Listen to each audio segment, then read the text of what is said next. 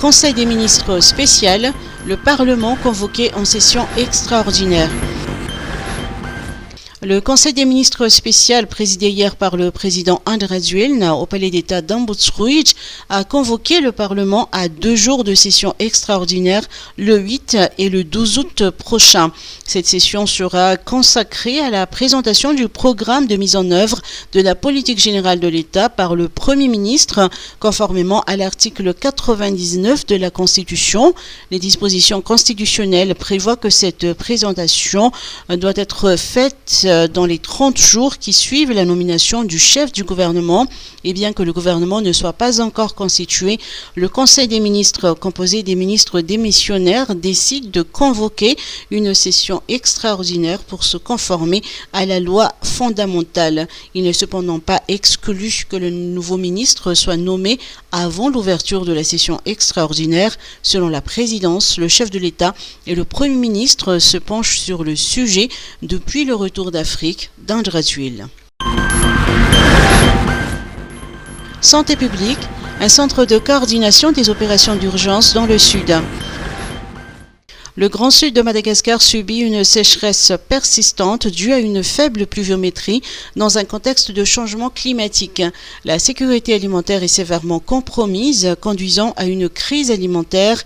Les conséquences économiques et sanitaires de la malnutrition et du retard de croissance se font toujours ressentir.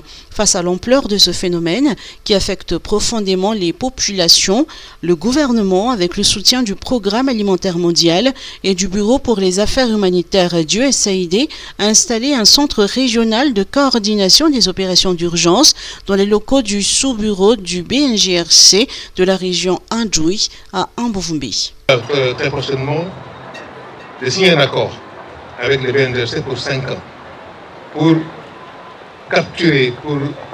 capitaliser sur notre coopération et amplifier notre coopération et montrer que cette coopération est une coopération digne de centre de confiance et attirer les autres bailleurs de fonds.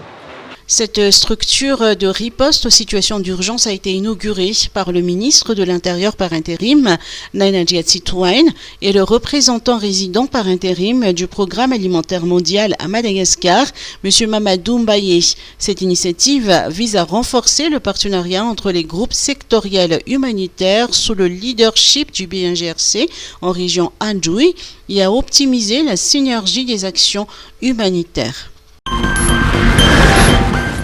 Corruption, 1831 personnes poursuivies en 2023 selon le Bianco. Le rapport annuel 2023 du Bureau indépendant anticorruption Bianco a été présenté officiellement hier après-midi à Mbouibao et coïncide avec la fin de mandat de son directeur général, Lazairik Dona Andjianidine. 3147 doléances ont été reçues par cette entité, 556 dossiers ont été traités et transmis aux juridictions compétentes.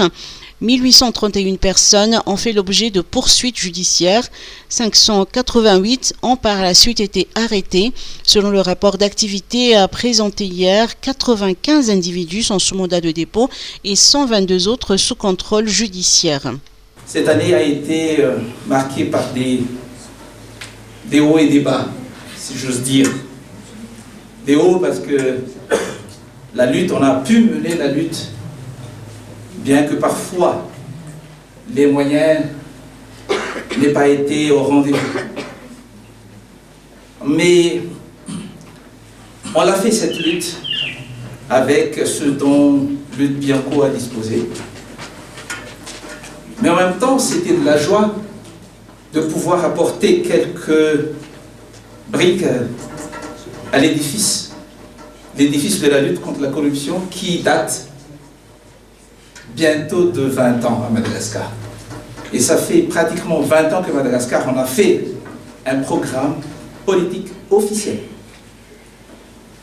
Mais 20 ans après, quel bilan peut-on dresser? Il faut bien dire que le bilan est relativement mitigé. La lutte contre la corruption est une affaire de tous et il importe de redoubler d'efforts pour anéantir ce fléau.